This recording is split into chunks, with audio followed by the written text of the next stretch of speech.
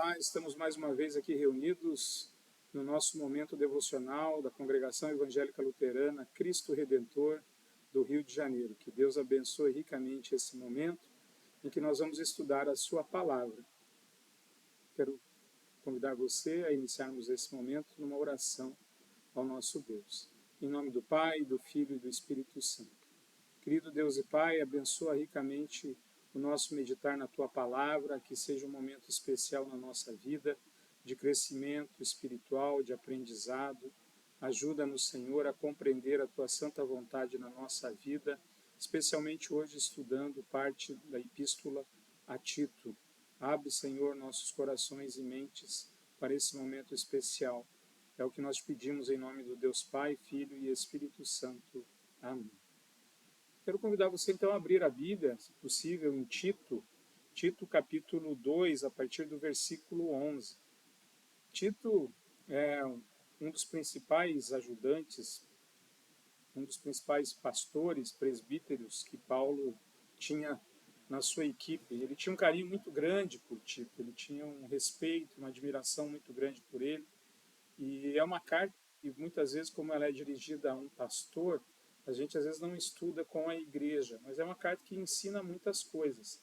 Se a gente voltar aqui um pouquinho nessa carta, no início, nós vamos ver que ele diz assim, Paulo a Tito, no versículo 5 do capítulo 1. Foi por essa causa que deixei você em Creta, para que pudesse pôr em ordem as coisas restantes, bem como em cada cidade constituir presbíteros, conforme prescrevi a você. Então, Paulo escreve a ele, e provavelmente Tito estava em Creta, ou esteve em Creta. Creta foi um trabalho bem difícil da igreja cristã, ao mesmo tempo que foi um dos primeiros lugares, porque é curioso, né? Não sei se você já percebeu, que Paulo, nas suas viagens missionárias, onde ele ia semeando igrejas, elas têm uma relação direta com aquelas pessoas que estavam em Jerusalém na pregação, lá que fala do Pentecostes, do dia em que as pessoas ouviam na sua própria língua, no seu idioma. Muitas pessoas iam até Jerusalém peregrinar, pessoas judeus de várias partes do mundo, entre elas da Creta. E era um povo que havia até um preconceito contra eles. Na antiguidade, definiam que todos os moradores de Creta eram mentirosos, pessoas que você não poderia confiar. É curioso que, inclusive, Paulo diz e lembra que o nosso Deus, ele não mente. Então, alguns acham que Paulo faz essa citação referindo-se à má fama dos cretenses, e entre esses cretenses haviam cristãos. Então, o comportamento dos cristãos, ele ajuda ou dificulta na evangelização.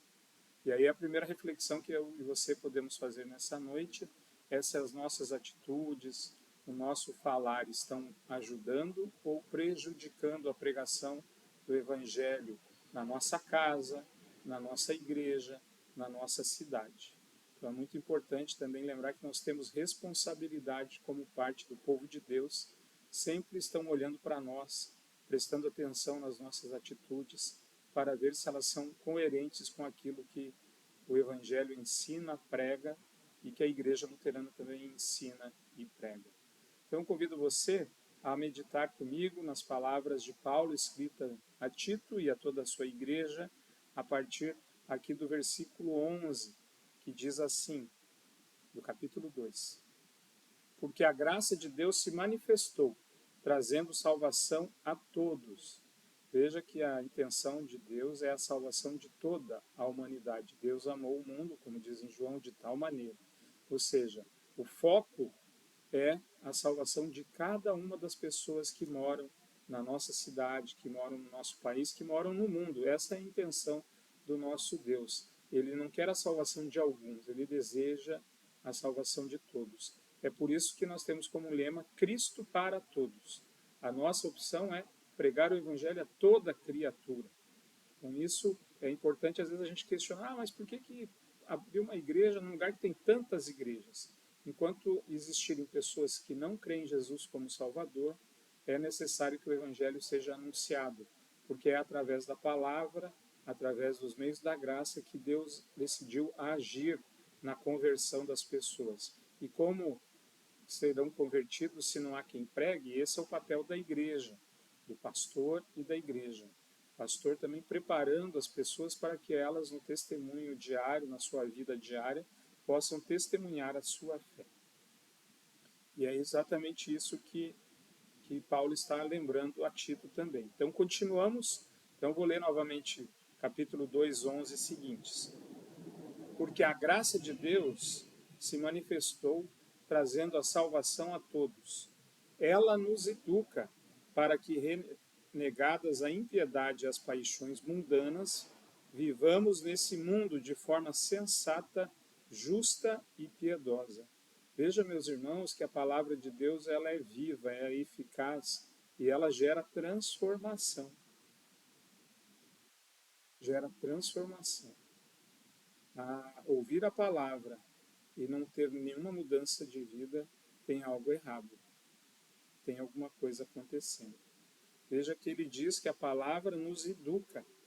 A graça de Deus nos educa. A salvação em Cristo Jesus nos educa. Para que, renegadas a impiedade, ou seja, nós jogamos fora, movido pela graça de Deus, as antigas maneiras de viver, as formas erradas de agir com o nosso próximo, a impiedade, o ímpio, ele vive de uma maneira distinta do crente. Os pecadores têm os piedosos e os impiedosos. Aqueles que se arrependem e aqueles que não se arrependem. E também a gente precisa deixar para trás, renegar as paixões mundanas. Esse é o grande desafio. Deixar para trás tudo aquilo que é contra a vontade de Deus. Aquilo que de uma maneira ou de outra fazem a gente agir mal. E vamos continuar. Então, ela nos educa, impede a impiedade, as paixões mundanas, vivamos nesse mundo de uma forma sensata, justa e piedosa. É essa orientação de Paulo que ele dá aos cristãos, que a gente viva nesse mundo com sensatez, justiça e piedade nas nossas atitudes, aguardando a bendita esperança e a manifestação da glória do nosso grande Deus e Salvador Jesus Cristo. Ou seja, aguardando Jesus nos chamar ou a sua volta. Esse aguardar, percebam, não é algo passivo, mas é aguardando, vivendo a nossa vida de uma maneira sensata, justa e piedosa. Às vezes falta bom senso nas nossas atitudes. Muitas vezes falta a gente agir com justiça e também com piedade. Olhar mais para nós e não olhar para o próximo é como o mundo vive. Deus nos ensina a olhar para o próximo quando a gente olha para nós mesmos. A gente vive numa sociedade em que a gente está vendo muitos conflitos. Agora mesmo, essa semana, uma senhora totalmente desequilibrada agiu com violência aos empregadores. Nosso coração, o coração humano, precisa de regeneração. E essa regeneração ela vem através da verdadeira pregação da palavra de Deus. Que nós sejamos sensatos, vivamos de maneira justa e piedosa, aguardando a Cristo. Versículo 14. Ele deu a si mesmo por nós, a fim de nos redimir de toda iniquidade e purificar para si mesmo um povo exclusivamente seu, dedicado à prática de boas obras. Veja que a regeneração que nós recebemos pela fé em Cristo Jesus, Jesus que morreu, que ressuscitou, que faz isso para nos salvar, agora ele com isso reúne um grande povo que nós chamamos de cristãos. E o que ele espera do povo dele? Que de uma maneira bonita, harmoniosa, generosa, piedosa, fazendo aquelas boas obras para que as pessoas percebam que há gente nessa terra generosa, piedosa, e que isso é motivado e causado pela fé que Deus colocou no nosso coração. E assim, as pessoas não olhem para nós achando que a gente é sensacional, bacana, mas que olhem e vejam assim, puxa vida, o que motiva essa pessoa a ser generosa, a ter bom senso, a ser justa, a ser piedosa, é a fé em Cristo Jesus. Essa é a intenção. Veja, Tito vivia num lugar, como eu falei, conhecido como um lugar assim, talvez de pessoas cretinas. Há uma teoria que Creta seria a origem das pessoas que a gente fala, fulano é cretino. Teria origem exatamente nessa maneira de agir das pessoas de Creta. Não sabemos, generalizar sempre é muito ruim, é errado, mas de fato, meus irmãos, Paulo estava preocupado que o modo de viver dos cristãos em Creta atrapalhasse a pregação do Evangelho. Então ele lembra e nos alerta a maneira correta de viver enquanto Cristo não volta. E é exatamente isso que ele diz para Tito no versículo 15. Ensine essas coisas, exorte e repreenda com toda a autoridade. Veja a preocupação de Paulo, que o povo de Deus fosse distinto e que era papel do pastor daquele povo de Tito ensinar e lembrar isso às pessoas.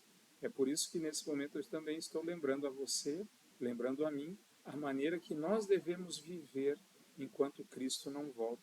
Maneira que está explicada ali, aguardando a bendita esperança e a manifestação da glória do nosso grande Deus e Salvador Jesus Cristo. Enquanto ele não vem, vamos viver de maneira justa, sensata e piedosa. Que Deus nos conceda, não só o querer, mas o fazer dessa obra santa. Amém. Vamos orar?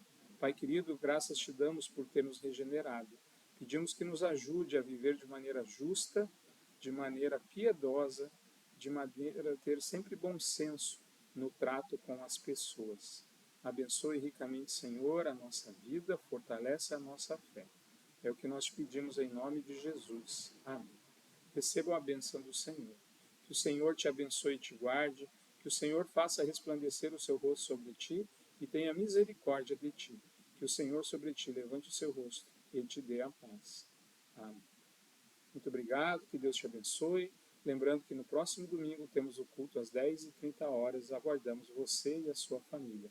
Fraterno abraço e até o nosso próximo encontro.